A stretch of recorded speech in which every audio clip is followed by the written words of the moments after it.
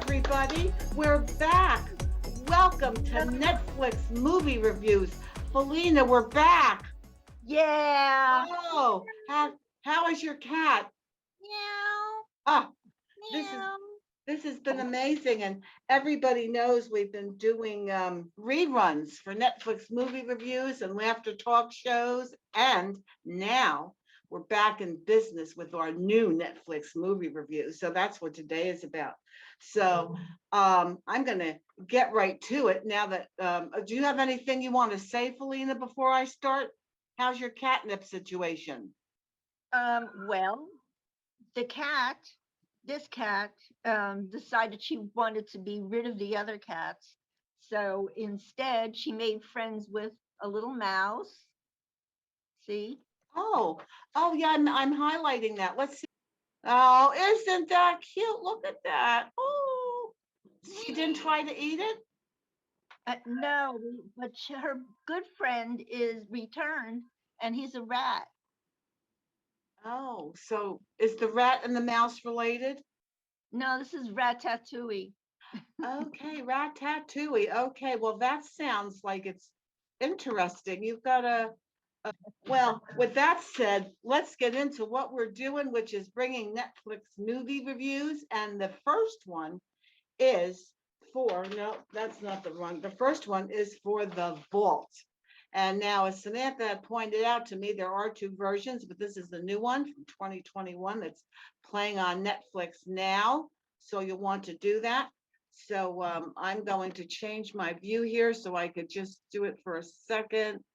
There we go. Now, the movie review for The Vault, okay, I have to change it again because strange things are happening with technology. Okay. Okay. Now, this is for The Vault. This is a Spanish production, but it's done in English. Let me be clear about that. And it's got great production value. And it truly is a captivating movie. And I never saw the old version, and sometimes maybe that's best. But this is one of those thriller, hold your breath type movies that makes you want to watch more about what's coming up next. That's what I find. Now, while I am not familiar with the Spanish actors, they did an awesome job. And the, I love the way it opens because this movie opens with some great underwater shots. And I don't know if I ever told you, Felina, but I do love underwater shots. I really do. And this does open. And we know the trouble is coming when we see the Spanish police arrive. And they're claiming that the treasures of the ship that sank off their waters really belongs to them. So we know that's going to be a problem. Now, Freddie Highmore plays the college student, and he's, excuse me, slash engineer. And while they call upon him to help figure out how to get back what was rightfully theirs, for those of you who don't remember, Freddie Highmore played Norman Bates in the show The Bates Motel, and he was also the good doctor. And he's an astounding actor. I mean, I love him, which is really what drew me to this project in the first place. I recognized him being in there. So whatever he's playing, he brings it.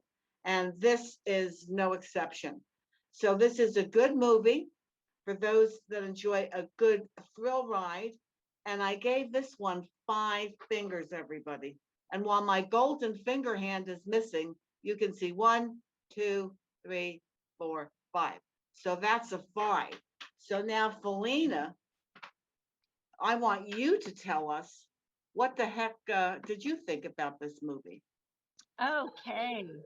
Well, in 2009, a diver on a British salvage crew discovers a shipwreck and confiscates a couple of ancient boxes of treasure. Well, it seems like it probably is treasure. Once they discover and look into it, they discover it really is important stuff. And from the markings, it goes back to 1641, Wow. the Yeah, shipwreck. So it was pretty old and it was pretty important back then. Um, so the items that were confiscated by the Spanish government and stored in a vault under the Bank of Spain, the most secure vault in the entire world, since Wow.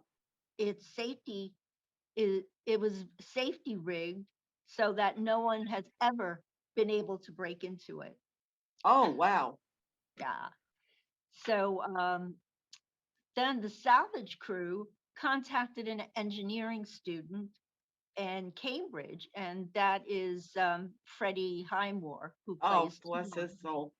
Yeah, the engineering student. Hmm. And he claimed that he wasn't really interested in the project, but then he changed his mind after a while because he realized it was a Yeah. real exciting Yeah, you get opportunity. pulled into that stuff. Yeah, it was an opportunity of a lifetime. So, and also there was plenty of action. So he decided he would go for it. And he joined the crew to the heist. Meanwhile, world champion soccer match is going on in the streets surrounding the Bank of Spain. And this offers a distraction for anybody trying to figure out how to do a heist. But the Spanish army and police are located directly across the Bank of Spain. So there were lots of twists and turns and many exciting things going on, along with a little romance, with his crew partner. Of course. And I enjoyed the music and the photography and the way it blended into the entire movie. It just really was well done. And at times, the only thing I have to say about it is it seemed a little bit too fast paced. But it was a fun movie, and I give it 4 cattails. Well, for her, that's a lot, folks. We always have to say that, she only gave it 4 because being old that way, she's an old cat, and that's why it was fast to her. She can't follow around that kitty cat as much as she used to. But at least 4 is pretty good. We've got to say. Yeah, I see you too. I see you looking at me. Yeah. Okay. Okay, so that's it. So you got a 4 and a 5. Well, I think that's saying pretty much that it's worth everybody to see that movie. It's really good. Because in Catland, Felina's 4 is like my 5. That's really how this is going down. Okay, I like to switch views here, people, but whenever I'm switching the view to Felina, it's always, or me, it's always on Felina. I had my laptop repaired and now it all only sees Felina when I put it on speaker. Not that she isn't adorable and charming. I mean, Felina, you are really adorable. And look at her playing with her little mouse. Is that not the cutest thing you've ever seen? Wow.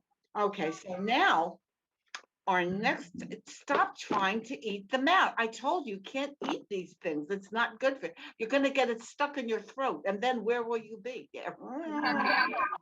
You think a hairball is bad. Where do you swallow a mouse whole? Don't do that. Step away from the mouse. Ugh, okay. So the next, I got it down. okay, good girl. Okay. So now the next movie we saw is called The Best of Enemies. Okay. Now this is an all-star cast. And I'm going to let, when Felina tells you about it, she's going to pronounce all their names for you. I'm not going to do that because I seem to slaughter them. And these are people that deserve respect. Okay. just So have to- this is Durham, North Carolina, 1971. Story, which at first is hard to watch. It is a trip down the history of the racist, ignorant Southern culture, the Ku Klux Klan, who basks in their hate and inferiority. And it's a movie about the white supremacists at their worst as they fought bitterly to stop the interrogation of the school system, the integration of the school system, rather. It takes us down the road of delusional white people who call themselves Christians as they pray to God to help them as they plan to hurt their fellow human beings. And remember again, this is all true. However, a few weeks before the vote for the school integration bill, the tables turn.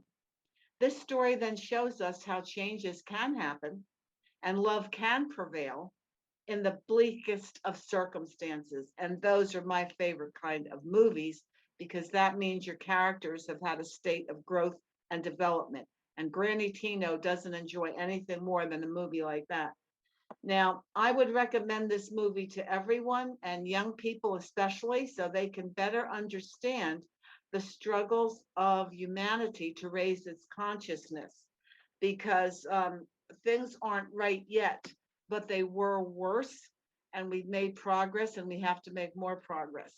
And that's what this movie brings to light, but that there is hope and there is a way to make a connection. So again, this is another 5-finger review for me because it's just not only a lesson in history, but it's a lesson in humanity rising to the occasion, learning that communication is very, very doable, and they do it. So kudos. I love this movie. It's one of my favorites this year. So Felina, I'll turn it over to you and you can tell us the actors that are in it. Well, I have really just two of the major actors. Okay. The film was based on a true story, and it took place in 1971 in Durham, North Carolina. Taraji P. Henson plays. There you go. I would never be able to pronounce that, but yeah. Yeah, she plays the outspoken civil activist Ann Atwater, who totally shines in this role. Sam Rockwell plays C.P. Ellis. Oh, how I And- love him. Yeah. And he plays a very influential leader of the Klan in this community. Basically, polar opposites that generally don't get along at all. He did a good job. It deserves an Oscar. Really, yes. Schools in this jurisdiction were segregated. One day, the African American school had a fire in it, and they no longer had a school to go to, so they had to find a new school and the different school. And that turned out to be the only one that was available was the school the white kids were going to. So that led to a dilemma. The community, along with other people involved in the whole thing, got together and had a meeting headed by Ann Atwater and C.P. Ellis to discuss issues about integration. And C.P. Ellis and going into the school with the white kids. It was like choosing a jury with two different sides. So after many heated discussions, they gathered together for a final vote and to determine the integration issues. So this story was very moving, and both Ann Atwater and C.P. Ellis showed that they were able to put aside their differences and agree to fight for the common good of the community. I give it 5 cattails. What? There you go, girl. There'd be no other thing you could do for this. A very amazing performances from everybody, really. Yeah. And you're right about Sam Rockwell because it really does depict what a great actor he is. Because he's usually, he's so lovable that to see him play this type of character, but I like the way he played it because I felt that underneath him, even when he was head of the Ku Klux Klan, you could feel there was a goodness under there. And right, yeah, he managed to bring that to the role. Yeah, his mind was more open than a lot of the others. Yeah. Maybe because of his situation, Yes, we but don't want to tell anybody about that side situation, but yeah, there is this, he actually is a more empathetic person because of it. And all of yeah, this that happens just brings that to the surface, but that's so good for the conclusion. And it's a real, the fact that it's a real life story is just even more exciting because this really happened. People really yeah, rose to the occasion. yeah, So yeah, so yeah, everybody, whatever you're doing out there on Netflix, Sam and I, Granny Tino and Miss Felina Katz, also known as Samantha Wagoner and Marguerite Fair, we both are in agreement about this to go see this on Netflix. You're really missing something if you don't. Get your kids to see it. Young people see the movie, The yeah. Best of Enemies. And in my opinion, that's the perfect title for it. Yes, it was really, really great. Because you get to see the point of view of two separate kind of people. And Yeah, when you sort through it, we're just all alike in whatever belief systems we get stuck in. right. And they became friends for real. Yeah. So I just loved it. You have to see this. If you want to leave this recording and feel good about yourself, do yourself a favor. Well, Felina, we've Yes. done it. We've gotten through another show, and now it's time for us to go.